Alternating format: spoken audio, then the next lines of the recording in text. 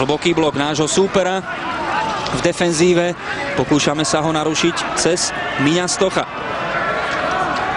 Stoch, jeho krátke kľúčky, krásna akcia, Stoch je v šanci, 4-0. 35.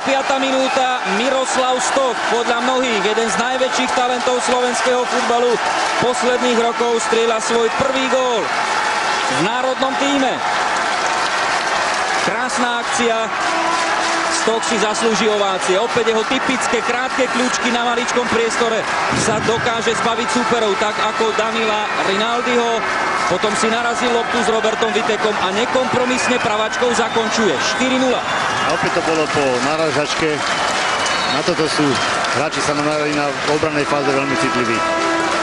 Ale je to krásne, keď sa Stoch vo svojom prvom zápase, kde nastúpil do základu, podpísal gólom, určite vôjde do histórie. A hráč takéto postavy je určite zvláštnosťou v dnešnom modernom futbale a musí mať úplne iné kvality, ako majú ostatní spoluhráči, ktorí majú